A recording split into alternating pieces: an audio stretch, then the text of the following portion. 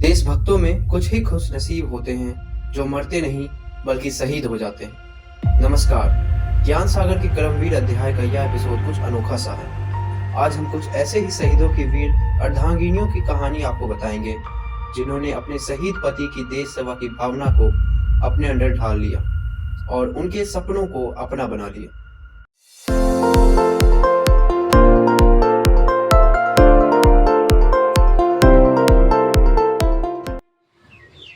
Lieutenant Kanika रानी की कहानी एक दिल तोड़ने वाली कहानी है।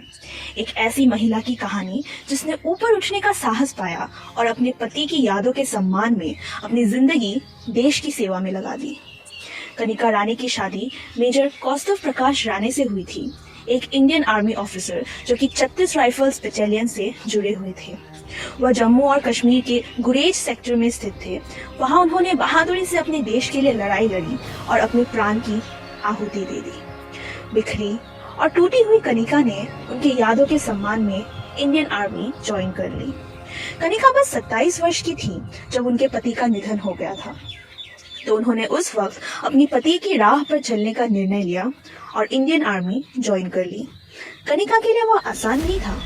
उसके लिए उन्हें कई दिक्कतों का सामना करना पड़ा, मानसिक और शारीरिक रूप से, लेकिन वो दृढ़ रही और आज वो खुद भारतीय सेना में लेफ्टिनेंट है। कनिका उन 230 कैडेटों में से थी जिनमें 181 पुरुष और 49 महिलाएं थीं। जनवरी 2020 में उन्हें OTA अधिकारी प्रशिक्षण एकेडमी में कमीशन किया गया था। वह जीता जागता गवाह है इस बात का कि महिलाएं कुछ भी कर सकती है जिन पर भी अपना वो दिमाग सेट कर ले। कनिका सभी महिलाओं के लिए प्रेरणा है जिन्होंने अपने जीवन में एक त्रासदी या झटका झेला है। वो हमें ये दर्शाती है अपने आप को उठाना और एक कठिन समय के बाद अपने आप से धूल झाड़ना संभव है। उनकी कहानी साहस और ताकत से भरी है और ये हमें दर्शाता है कि हमें कभी हार नहीं माननी चाहिए। नितिका कौर ढोडिया।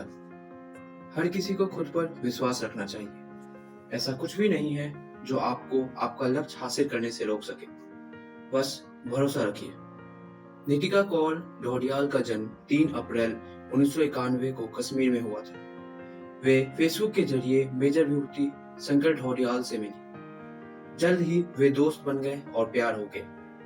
19 अप्रैल 2018 को दोनों ने उत्तराखंड में शादी कर ली। उनकी शादी के लगभग 9 महीने बाद मेजर विभूति शंकर पुलवामा हमले 14 फरवरी 2019 में जैसे मोहम्मद के आतंकवादियों के साथ हुई गोलीबारी के दौरान शहीद हो गए। मेजर विभूति शंकर ढोडियाल को राष्ट्र के प्रति उनके बलिदान के लिए शौर्य चक्र से सम्मानित किया गया था। वे टूट गई थी, लेकिन इस दुखद हानि के सिर्फ 6 महीने बाद ही उन्होंने अपने जीवन से हार मानने के बजाय अपने पति को उचित श्रद्धांजलि देने का मन बना लिया।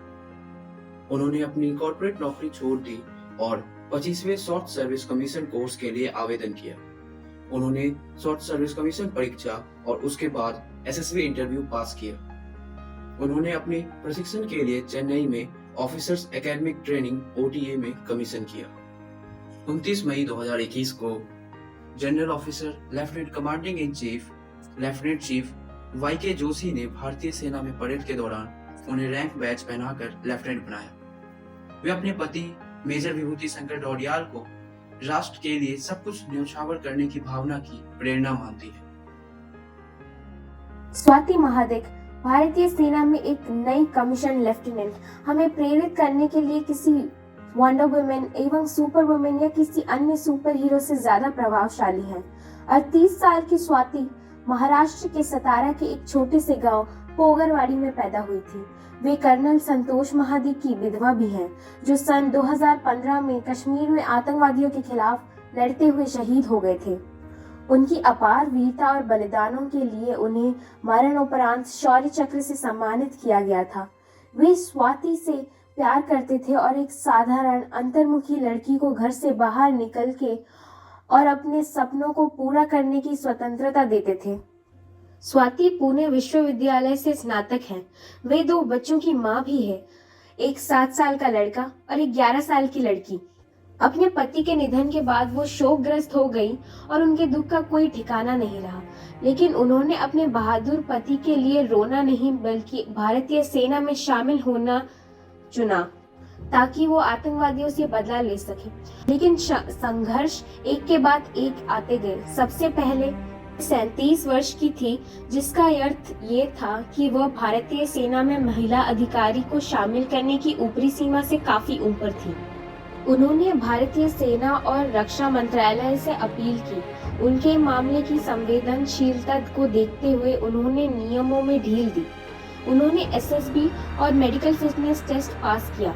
इसके बाद उन्होंने ओटीए चेन्नई में 11 महीने की ट्रेनिंग की। उनकी पहली पोस्टिंग ही पुणे में थी। ये मेरे पति का अर्थात एक भारतीय सैनिक का सपना था। मेरे सपने अलग थे, जैसे अपने बच्चों के साथ रहना, लेकिन मैंने उनके सपनों को अपना लिया, कहना था स्वाति का। लेफ्टिनेंट स्वाति अपने पति के नक्शे कदम पर चलते चलते गर्व महसूस करवाना चाहती थी। वे अब उसी वर्दी में खुद को उनके करीब महसूस करती थी। पासिंग आउट परेड के दौरान वो फूट फूट के रोने लगी। उनकी वरिष्ठ महिला अधिकारियों ने उन्हें सांत्वना दी और उन पर गर्व महसूस किया। वे आर्मी ऑर्डिनेंस कॉर्प्स में तैनात हैं।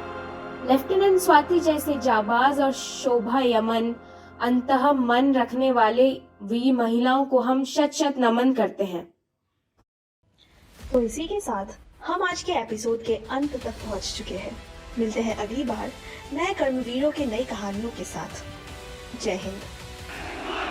Any officer, set our meat, even to the peril of my life.